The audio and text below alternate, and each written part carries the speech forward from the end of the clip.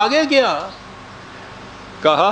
والدینا مزید، ہمارے ہاں اس سے بھی زیادہ ہے، ان کے لیے اس سے بھی زیادہ۔ اللہ اکبر، کیا بات کر دی! دیتے ہیں بعد ظرف قضا خار دیکھ کر۔ ہماری یہ جو زندگی ہے طبعی زندگی، اس طبعی زندگی میں ہماری آرزوئیں، ہماری تمنائیں، ہماری خواہشات محدود ہوتی ہیں، اسی سطح پہ ہوتی ہیں۔ سوچو تو صحیح، اگر آپ سے بھی کہا جائے کہ مانگو، کیا مانگتے ہو جا تم، تو ہمارا مانگنا انہی حدود کے اندر ہوگا نا جو طبعی زندگی کی حدود ہیں، اس سے آگے تو ہم سوچ بھی نہیں سکتے۔ کہا تم جو چاہو گے، تم جو مانگو گے وہ ہوگا، وہ بہرحال تمہارے اس محدود پیمانے کے اوپر ہوگا، اور ہم تمہیں اس سے آگے لے جانا چاہتے ہیں، اس لیے ہمارے پاس اس سے بھی زیادہ ہوگا۔ بچے سے کہیے آپ کے بیٹا جو چاہتے ہو یہاں سے لے لو، تو اس میں سے وہ زیادہ سے زیادہ یہی ہے نا کہ وہ چھوٹا سا گگو گھوڑا نہیں لے گا، وہ ہوائی جہاز کا کھلونا لے لے گا۔ وہ اس کے ذہن کی سطح، اس کی مانگ، اس کی طلب، اس کی خواہش، اس کی آرزو اس دائرے سے آگے جا نہیں سکتی۔ تم اس سے کہتے ہو کہ بیٹا ٹھیک ہے اس وقت تم کھلونے کا موٹر لے دو، ہم تمہیں سچ مچ کا موٹر دے دیں گے، اس کے ذہن میں ابھی نہیں آ سکے۔ کیا بات ہے قرآن کی! جو تم چاہو گے وہ ہوگا اور ملے گا، اس سے زیادہ بھی ہوگا، اور وہ زیادہ کیا ہوگا؟ 9/72 ایک ایک آیت ہی میں لے آتا ہوں، 20 آیت ہیں انہی مضامین کی قرآن کے اندر۔ تفصیل میں آپ دیکھنا ہو تو تبویب القرآن میں دیکھ لیجئے، جہاں میں نے تمام آیات کٹھی کی ہوئی ہیں۔ یہاں جو چیز کہی گئی ہے بڑی عجیب۔ یہ ہے جی 9/72۔ وعد اللہ المؤمنین والمؤمنات جنات تجری من تحتها الانہار خالدین فیہا ومساکن طیبۃ فی جنات عدن۔ یہ تو جنت کی بات ہو گئی کہ یہ ملے گا، وہاں بھی یہ کچھ تھا، اور آگے جو تھا کہ اس سے زیادہ ہمارے پاس، وہ کیا؟ وَرِضْوَانٌ مِّنَ اللَّهِ اکبر۔ اب یہاں ہمارے یہاں کہیں دیکھیے ترجمہ ہو جائے گا، خدا کی خوشنودی جو ہے وہ اس سے کہیں آگے ہے۔ گویا خدا خوش بھی ہوتا ہے، خدا ناراض بھی ہو جاتا ہے۔ یہ خوش ہو جانا، ناراض ہو جانا تو انسانوں کے جذبات ہیں۔ خدا غنی عن العالمین، خدا کی خوشنودی رضوان کے معنی اور ہوتے، اس کے معنی یہ ہیں کہ یہ ساری چیزیں جتنی بھی ہیں یہ تو اس زندگی اور اس سے متعلقات اور لزومات ہیں، اس سے آگے بڑی چیز اور ہے، اور وہ یہ ہے صفات خداوندی سے ہم آہنگ ہو جانا۔ رضوان کے معنی ہم آہنگی ہوتا ہے، اپنے اندر وہ صفات پیدا کرتے چلے جانا، بحد بشریت کی حد کے اندر صفات خداوندی کا اپنے اندر منعکس کرتے چلے جانا۔ اب اس سے پھر انسان کی خودی وہ زندگی جو آگے چلنی ہے وہ کس طرح جنت بدامہ بن جاتی ہے، ہم کیا سمجھیں اس کو؟ رضوان من اللہ، صفات خداوندی سے ہم تو وہ اس سے بھی وہ یہاں لفظ وہ اکبر آیا ہے، وہاں صرف مزید تھا۔ یہ تمام چیزیں جنت کی زندگی کی قرآن نے بتا دی سر۔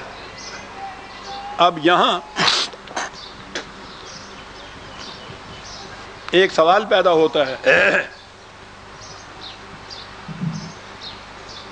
کہ مومن کو بھی تو کچھ احکام خداوندی ماننے ہوتے ہیں، وہ بھی تو ان کا پابند ہوتا ہے، تو جب وہ پابند ہو گیا تو پھر تو وہ آزادی نہ رہی۔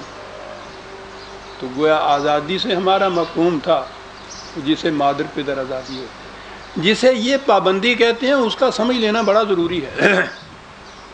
یہ پابندی کیا ہے؟ یہ پابندی کسی کی عائد کردہ نہیں ہے۔ پابندی اور پابندی میں فرق ہے۔ میں مثال دیا کرتا ہوں نا کہ آپ اپنی صحت کے لیے یہ قاعدہ بنا لیں کہ میں صبح اٹھ کے 3 میل سیر کیا کروں گا، پابندی ہے وقت کے ساتھ، اور ٹھیک اسی طرح سے آپ یہ کرتے رہیں۔ پابندی تو آپ کے اوپر یہ ہے، آپ کی آزادی کو اس نے سلب نہیں کیا، آپ نے تو خود یہ پابندی اپنے اوپر عائد کی ہے۔ جو خود عائد کردہ پابندی ہو وہ پابندی نہیں کہلاتی، وہ تو آزادی کا مظہر ہوتی ہے۔ قرآن کی طرف آئیے، اس پابندی کا ذکر کس طرح سے کیا جا رہا ہے؟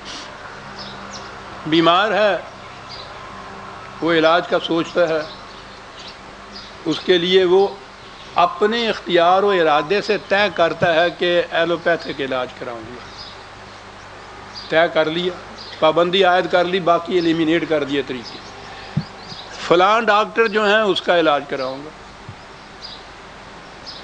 اب ان ڈاکٹر کی دوائیاں، ہدایات، ڈائریکشنز ساری کی ساری اس کے اوپر پابندیاں عائد ہوئی ہیں۔ یہ پابندیاں اس کو محکوم نہیں بنا رہی کسی کی، یہ تو اپنے چوائس کی پابندی ہے۔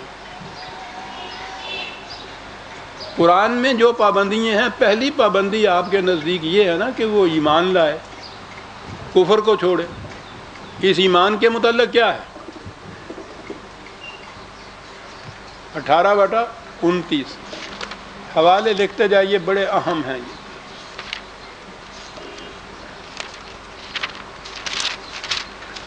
یہ آیت تو بار بار آئے گی۔ قُلِ الْحَقُّ مِن رَبِّكُمْ، الحق تمہارے رب کی طرف سے یہ آ گیا۔ پھر فَمَنْ شَاءَ فَلْيُؤْمِنْ وَمَنْ شَاءَ فَلْيَكْفُرْ، جس کا جی چاہے اسے اختیار کر لے، جسے جی چاہے اس کو چھوڑ دے۔ تو یہ تو پہلی چیز جسے آپ ایمان کہتے ہیں وہ شاء کے ساتھ ہے، انسان کی مشیت پر منحصر، خدا کی مشیت پہ نہیں کہ جسے ہم چاہیں مومن بنا دیں، جسے چاہیں ہم کافر بنا دیں۔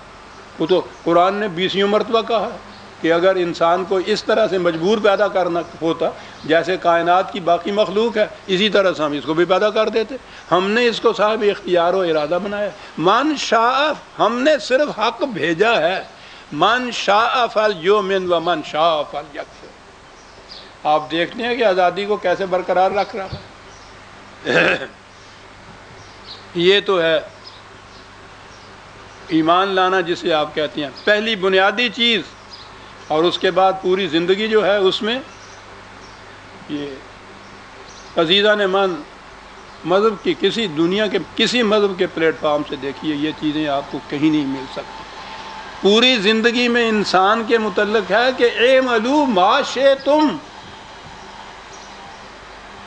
ہم اپنی دنیا کے اندر اپنی مشیت چلاتے ہیں، تمہاری دنیا میں ہم دخل نہیں دیتے۔ ما شئتم، اپنی دنیا میں تم جو تمہاری مشیت ہو اس کے مطابق کرو، جو تم چاہو اس کو کرو، ہم نہیں دخل دیں گے۔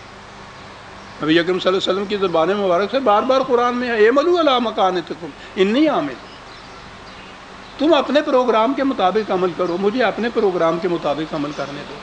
ما شئتم اعملوا ما شئتم، وہی بنیادی چیز ہے جس پہ میں آج زور دے رہا ہوں، اس ہدف پہ، انسان کی آزادی کو برقرار رکھنا، یہ ہے قرآن کا مقصود و مطلوب۔ اسی کا نام جنت کی زندگی ہے۔ اس پہ کسی انسان کی طرف سے پابندی عائد کر دینا یہ جہنم ہے، یہ محکومیت ہے، یہ ذلت انسانیت ہے۔